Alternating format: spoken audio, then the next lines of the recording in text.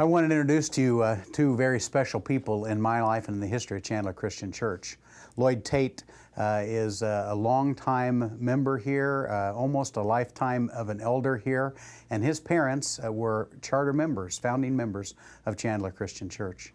And then Gary Arnold has been a longtime member and elder here. They left a few years ago for a little bit of hiatus in Alabama, but they're back now. But Gary was here during a very formative time at Chandler Christian Church. And so I welcome you gentlemen here today.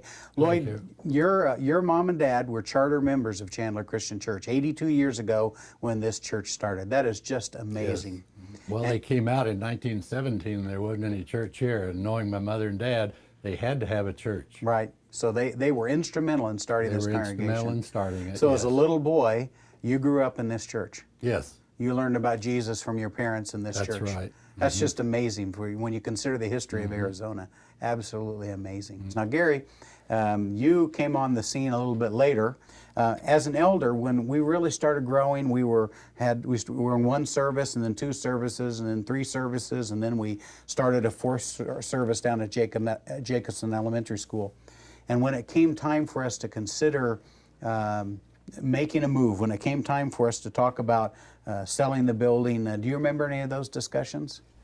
We were constantly growing, and so there wasn't really any place for us to go except for to continue moving forward, because we were kind of at that point in time.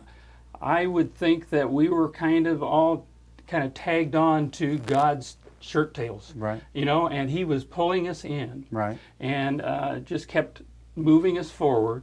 And it wasn't anything that we specifically said, well, we have to do this. It wasn't our decision. It was a time where we had to make a break, because we were just constantly growing. And kind of a defining moment, really, yes, for the church. It was. Because I remember making the comment that it was time for us to stop playing church with a net. Correct. Because as long as we had that building, we had a safe place.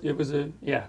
Yes. And so that was a major decision for this church to say, because Lloyd, you helped borrow money to build that first building, and That's right. we all like things of this earth. So letting go of that building was But we reached a point where we filled the building up, and we knew that we'd soon lose and go downhill if we didn't do anything. Right. Yeah.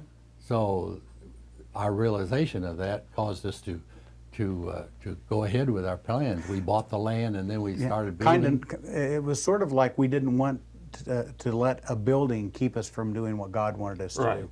Exactly. We right. realized that God had greater things in mind, and so we had to move forward, even though it was a lot safer to stay where we were and do what we were doing.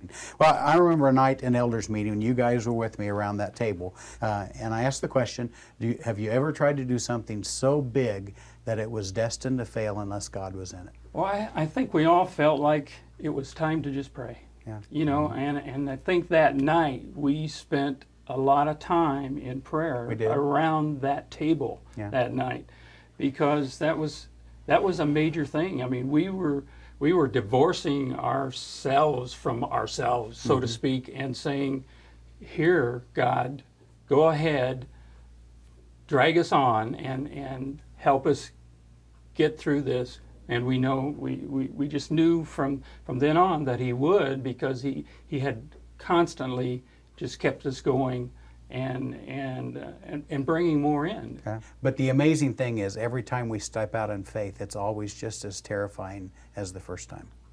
I don't really think it's quite as terrifying, because you've been through it once, and God is still there, and He's you know that if He's pushed us this far, and I do mean literally pushed us. Sometimes, yeah. Because He does. Right. Or we grab onto his shirt tails, and we grab on and let Him pull us in. And I don't think that at this point, that at least from an eldership standpoint and the leadership of this congregation, that we shouldn't be afraid at all any longer of moving forward and expecting God to bless it. Right. If we're faithful, He will always be faithful. Right. Yeah. Well, God has certainly blessed us this far. we've come amazing steps here from 300 to 2,500 members. And so for us to forget God now, that would be deplorable. And so God will continue to help us. And we're undertaking another program so that we can reach out and get the children of our community involved. And I'm sure God is going to be behind us. He loves kids, doesn't he? He loves kids. Yeah. And so we've got to push forward. Now, your dad was a founding member of this church with about maybe a half a dozen to a dozen people when you first started. What do you think your dad would say about Chandler Christian Church now? Wow. He'd just be there in utter amazement at what we've done. Do you think he would be honored that the ripple that they started has gone this far? No question about that. He'd be pleased and honored with what we've done. My mother, she just would same way. Right, right. Well, that is really cool. Well, I thank you guys for taking this time to share with me, and I appreciate you, your lives, your history, and what we're doing together for God's kingdom. Thank you.